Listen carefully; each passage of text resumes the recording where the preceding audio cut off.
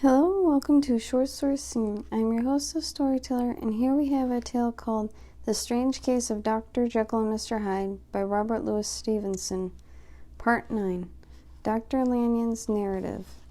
On the 9th of January, now 4 days ago, I received by evening delivery a registered envelope addressed in the hand of my colleague and old school companion, Henry Jekyll, and was a good deal surprised by this, for we were by no means in the habit of correspondence. I had seen the man, dined with him indeed, the night before, and I could imagine nothing in our intercourse that would justify formality of registration, and the contents increased by wonder, for this now how the letter ran. 10th December, 18. Dear Lanyon, you are one of my oldest friends, and although we may have differed at times on scientific questions, I cannot remember, at least on my side, any break in our affection. There was never a day when, if you had said to me, Jekyll, my life, my honor, my reason depended upon you, I would not have sacrificed my left hand to help you. Lanyon, my life, my honor, my reason are all at your mercy. If you fail me tonight, I am lost. You might suppose, after this preface, that I am going to ask you for something dishonorable to grant. Judge for yourself. I want you to postpone all your other engagements for tonight, even if you were summoned to the bedside of an emperor to take a cab, unless your carriage should be actually at the door, and with its letter in your hand of consultation, to drive straight to my house. Pullman Butler has his orders. You will find him waiting your arrival with the locksmith. The door of my cabinet is then to be forced, and you are to go in alone. To open the glazed press, letter E on the left hand, breaking the lock if it to be shut, and to draw out with all the contents as they stand. The fourth draw from the top, or, which is the same thing, the third from the bottom. In my extreme distress of mind, I have morbid fear of misdirecting you. But even if I am in error, you may know the right drawer by its contents. Some powders, a file, and paper book. This drawer I beg of you to carry back with you to Cavendish Square exactly as it stands. That is the first part of the service. Now for the second. You should be back, if you set out at once on the receipt of this, long before midnight, but I will leave you at that amount of margin. Not only in the fear of one of those obstacles that can neither be prevented nor foreseen, but because an hour when your servants are in bed is to be preferred for what will then remain to do. At midnight, then, I have to ask you to be alone in your consulting room, to admit with your own hand into the house a man who will present himself in my name, and to place in his hands the drawer that you will have brought with you from my cabinet. Then you will have played your part and earned my gratitude completely. 5 minutes afterwards, if you insist upon an explanation, you will have understood that these arrangements are in a capital importance, and that by the neglect of one of them, fantastic as they must appear, you might have charged your conscience on my death or the shipwreck of my reason. Confident as I am that you will not trifle with this appeal, my heart sinks and my hand trembles at the bare thought of such possibility. Think of me at this hour in a strange place, laboring under a blackness of distress that no fancy can aggravate, and yet well aware that if we will put a punctuality serve me, my troubles will roll away with the story that is told. Serve me, my dear Lanyon, and save your friend H.J. P.S. I already sealed this up when the fresh terror struck upon my soul. It is possible that the post office may fail me, and this letter not come into your hands until tomorrow morning. In that case, dear Landon, do my errand when it shall be most convenient for you in the course of the day, and once more expect my messenger at midnight. It may then already be too late, and if that night passes without event, you will know that you have seen the last of Henry Jekyll. Upon reading of this letter, I made sure my colleague was insane, but till that was proved beyond the possibility of doubt, I felt bound to do as he requested. The least I understood of this farrago, that less I was in the position to judge of its importance. An appeal so worded that it not be set aside without a grave responsibility. I rose accordingly from the table, got into a hansom, and drove straight to Jekyll's house. The butler was waiting my arrival. He had received by the same post as mine a registered letter of instruction, and had sent at once for a locksmith and a carpenter. The tradesman came while we were speaking, and we moved in a body in old Dr. Denman's surgical theater, from which, as you are doubtless aware, Jekyll's private cabinet is most conveniently entered. The door was very strong, the lock excellent. The carpenter avowed he would have a great trouble and have to do much damage if force were to be used, and the locksmith was near despair. But this last was a handy fellow, and after 2 hours' work the door stood open. The press marked E was unlocked, and took out the drawer. Had it filled with a straw and tied in with a sheet, and returned it with it to Cavendish Square. Here I proceeded to examine its contents. The powders were neatly enough made up, but not with the nicety of dispensing chemists, so that it is plain they were Jekyll's private manufacture, and when I opened one of the wrappers I found that what seemed to be a simple crystalline salt of a white color. The phial to which I next turned my attention might have been about half full of blood red liquor, which was highly pungent to the sense of smell, and seemed to me to contain phosphorus and some volatile ether. Of the other ingredients I could make no guess. The book was an ordinary version book, and contained little but the series of dates. These covered a period of many years, but I observed that the entries ceased nearly a year ago, and quite abruptly. Here and there a brief remark had appended to the date, usually no more than a single word double, according perhaps 6 times in a total of several hundred entries, and once very early in the list, and followed by several marks of exclamation. Total failure. All this, though it withered my curiosity, told me little of what was definite. Here were a phial of some salt, and the record of a series of experiments that had led, like too many of Jekyll's investigations, to no end of a particular usefulness. How could the presence of this article in my house affect either the honor or the sanity or the life of my flighty colleague?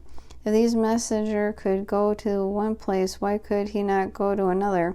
And even granting some impediment, why was this gentleman to be received by me in secret? The more I reflected, the more convinced I grew that I was dealing with a case of cerebral disease. And though I desist my servants to bed, I loaded an old revolver that might be found in some posture of self-defense. 12 o'clock had scarce rung out over London ere the knocker sounded very gently on the door. I went myself at the summons, and found a small man crouching against the pillars of a portico. "Are you come from Dr. Jekyll?" I asked. He told me yes, by a constrained gesture, that when I had bidden him enter, he did not obey me without a searching backward glance into the darkness of the square. There was a policeman not far off, advancing with his bull's eye open, and at the sight, I thought my visitors started and made great haste. These particulars struck me, I confess, disagreeably, and then I followed him into the bright light of the consulting room. I kept my hand ready on my weapon. Here at least I had a chance to clearly seeing him. I had never set eyes on him before, so much was certain. He was small, as I had said. I was struck besides with the shocking expression of his face, with his remarkable combination of great muscular activity and great apparent debility of construction, and last but not least, with the odd subjective disturbance caused by his neighborhood. And this bore some resemblance of incipient rigor and was accompanied by a marked sinking of the pulse.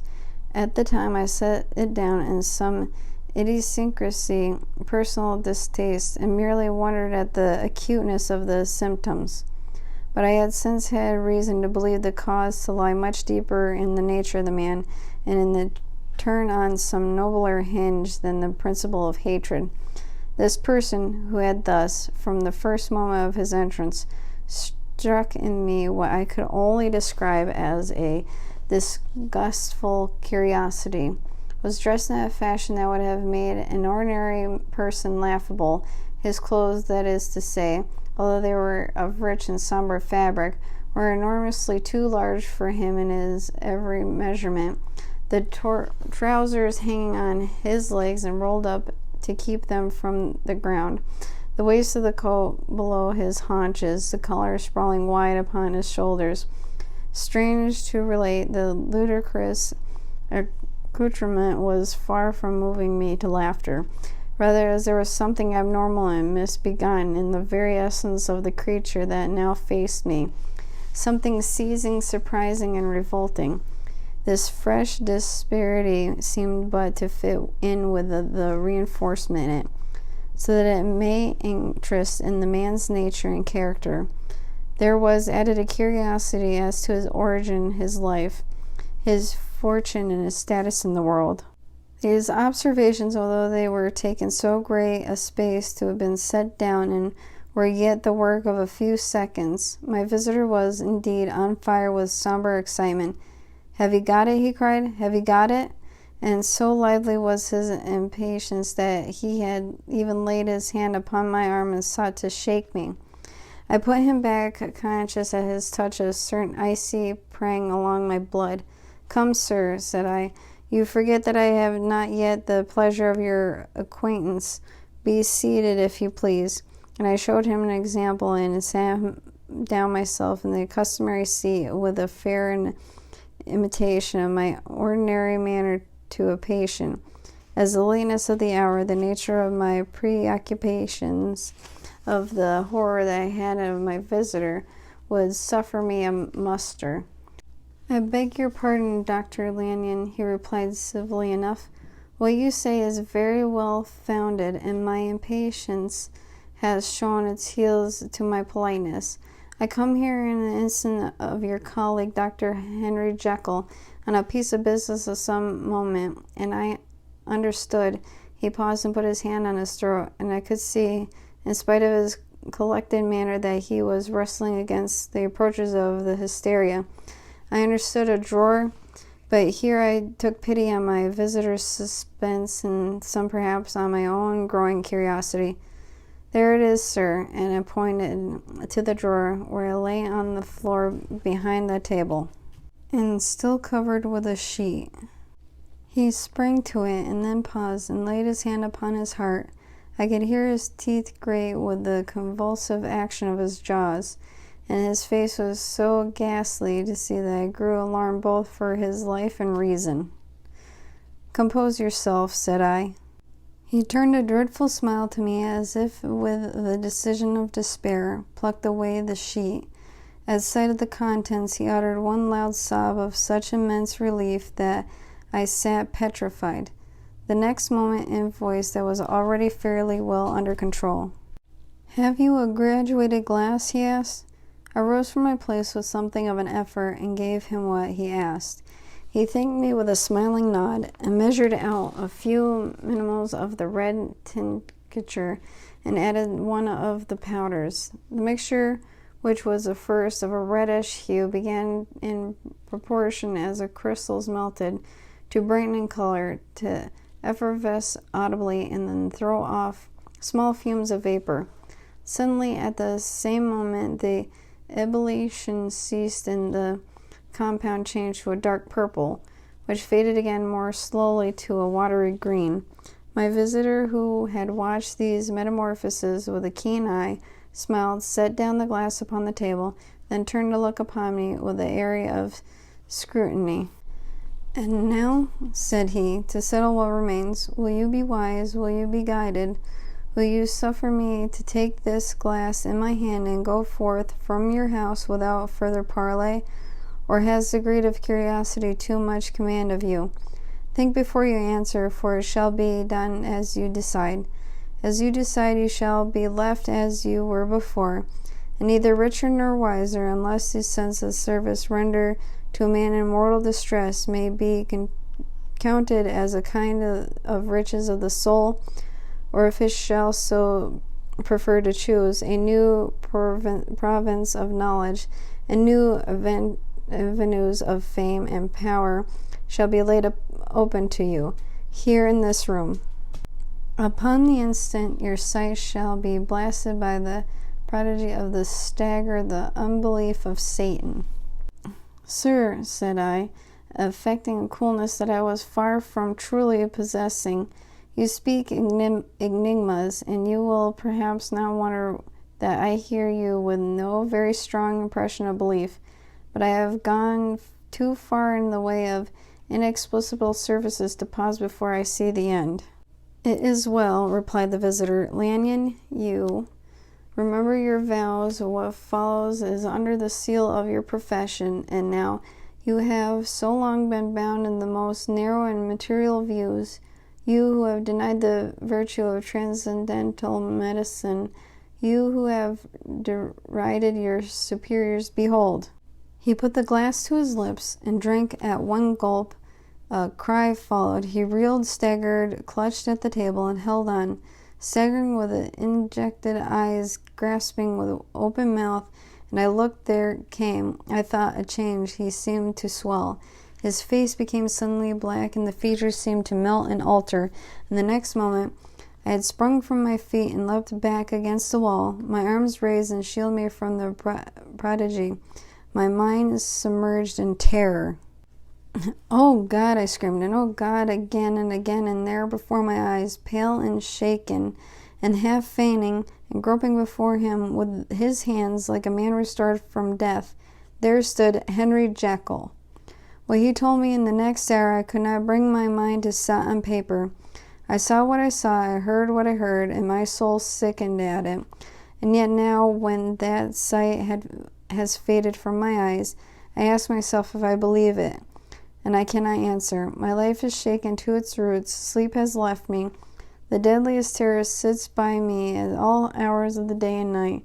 I feel that my days are numbered, and that I must die, and yet I shall die incredulous. As for the moral turpitude that the man unveiled to me, even with the terrors of penitence, I cannot, even in memory, dwell on it without a start of horror. It will say but one thing, Utterson, and that, if you can bring your mind to credit, it will be more than enough. The creature who crept into my house that night, on Jekyll's own confession, known by the name of Hyde, and hunted for in every corner of the land as the murder of Carew, Hasty Lanyon. And that concludes our tale, The Strange Case of Dr. Jekyll and Mr. Hyde, Part 9, Dr. Lanyon's Narrative. If you like this content and like to support it, please head on over to Patreon. That is www.patreon.com/shortstoriescene.